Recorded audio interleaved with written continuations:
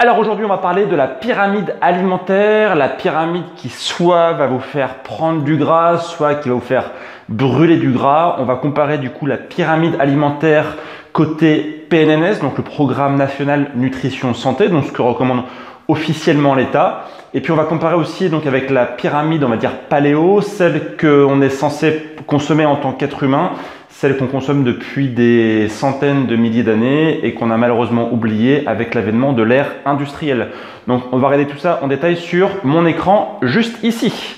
Donc voici la pyramide alimentaire telle que le PNNS donc, nous la recommande. Alors c'est une pyramide, donc c'est-à-dire que bien sûr plus on est en bas, plus il faut consommer ces produits et inversement, donc plus on est haut dans la pyramide, moins il faut en consommer.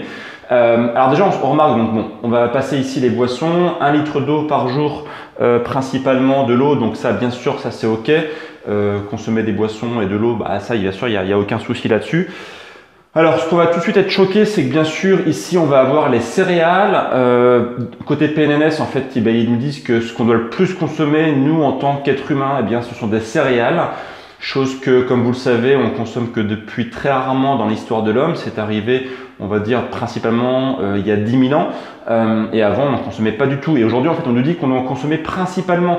Donc, ils nous disent à chaque repas, en privilégiant ce source de fibres, c'est-à-dire complet et semi-complet. Je ne suis pas fondamentalement contre les céréales à l'occasion, et encore moins s'ils sont des complètes. Mais les mettre aussi bas dans la pyramide alimentaire, pour moi, c'est absolument complètement une aberration. C'est-à-dire qu'ici, on devrait en consommer quasiment au petit déjeuner. Donc là, les céréales du matin, on devrait en consommer le midi avec les pâtes, on devrait en consommer à chaque fois du pain, etc.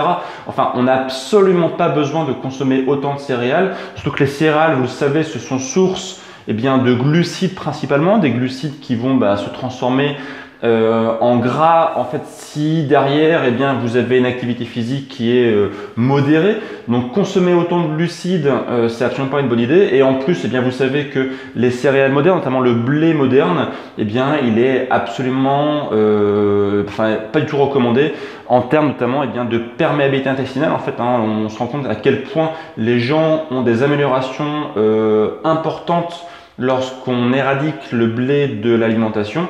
Donc là, clairement, mettre autant de céréales dans l'alimentation, pour moi, c'est une aberration. On ne devrait pas consommer de céréales à chaque repas. Pour moi, c'est complètement ici une aberration totale. Alors que là, du coup, les légumes n'arrivent qu'en composition immédiatement après. Donc là, pourquoi pas au moins 5 portions par jour? Oui, je dis oui, en privilégiant bien sûr les légumes par rapport aux fruits. Les fruits devraient être minimisé par rapport aux légumes. C'est dans les légumes qu'on va avoir le maximum de micronutriments, qu'on va avoir tout ce qu'il faut en termes d'apport en minéraux. Juste au-dessus, le PNNS nous dit consommer du lait et des produits laitiers à chaque repas, puisqu'en fait c'est 3 à 4 produits par jour en privilégiant les produits laitiers à base de lait de chèvre ou de brebis. Alors là, oui, effectivement, à base de lait de chèvre ou de brebis, oui, effectivement, ça c'est une bonne idée. Mais par contre, contrairement au lait de vache justement qui est mauvais pour la santé parce qu'il apporte justement trop de facteurs de croissance, plein de mauvaises choses, etc. Donc là, pour moi, les laits et produits laitiers ne devraient pas être aussi haut dans la pyramide. Là, c'est quasiment, on va dire, consommer autant de produits laitiers quasiment que de légumes. Donc pour moi, c'est absolument pas sa bonne place. Surtout que les viandes, les poissons et les œufs viennent au-dessus. Donc c'est-à-dire qu'on va consommer plus de produits laitiers que de viande, de poisson ou d'œufs. Donc pour moi, c'est absolument une grosse aberration.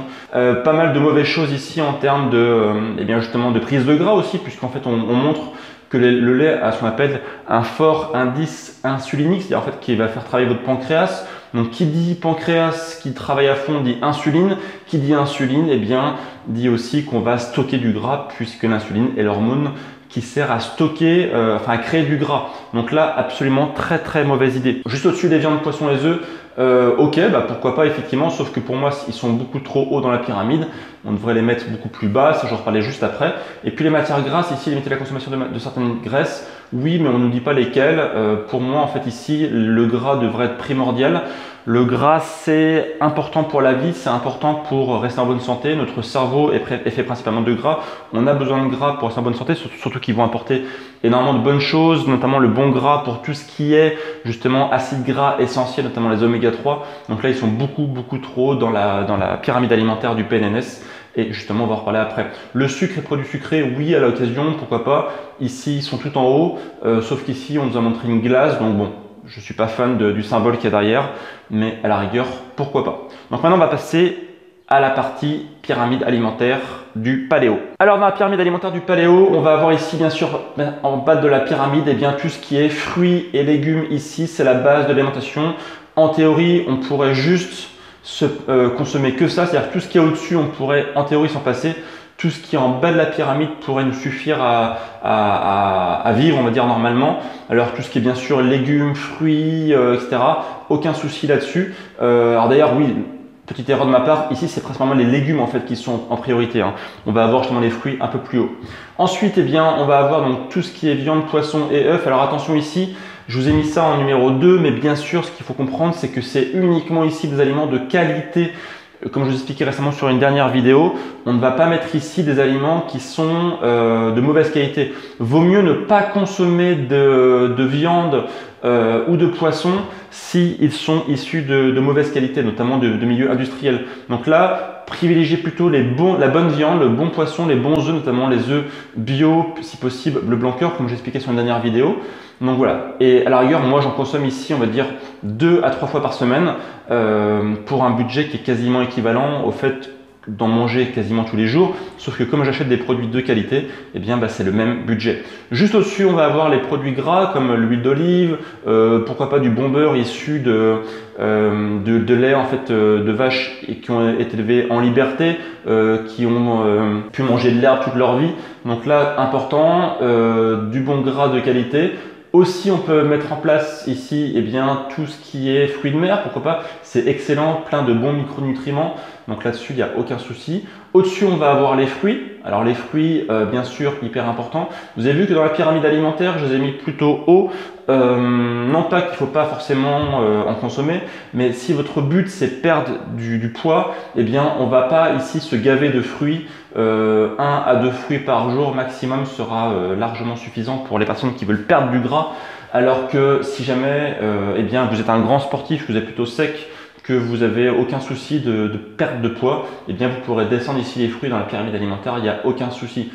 En haut, on va bien sûr ici avoir les oléagineux qui sont hyper importants aussi pour la santé, il n'y a pas de souci là-dessus. Et puis, pourquoi pas aussi les fromages, les bons fromages, issus notamment de petits animaux, si possible bio, issus d'élevage responsable, etc., etc. Donc voilà une pyramide alimentaire qui fait brûler du gras, qui vous donne la bonne santé, parce que justement ici, tout en bas, vous avez les végétaux, tout ce qui est hyper important pour la santé. Et ça, c'est une pyramide qui va vous permettre de vivre longtemps et en bonne santé. Donc voilà, j'espère que cette vidéo rapide vous a plu. Le but, c'était juste faire un petit point rapide sur ce qui était justement la base de l'alimentation, on va dire moderne, celle qui vous fait prendre du gras, celle qui vous donne, on va dire des maladies de civilisation, comparativement à la pyramide paléo, celle qui est là justement pour vous donner plein d'énergie, pour vous faire perdre du gras, qui va prendre soin de votre santé et qui va justement vous permettre de vivre très longtemps. Voilà, donc j'espère que ça vous a plu. Si justement vous décidez de passer en mode paléo, si vous ne savez pas comment appliquer ça concrètement, je vous ai fait une formation gratuite où je vous explique tout pas par pas. Je vous mets le lien juste ici, vous avez juste à cliquer et derrière, moi je retrouve pour 1 heure de formation gratuite où vous allez tout savoir comment mettre ces aliments en œuvre pour consommer tout ça au jour le jour. Voilà, moi je vous dis juste rendez-vous derrière et à tout de suite pour à demain pour de prochaines vidéos. Ciao!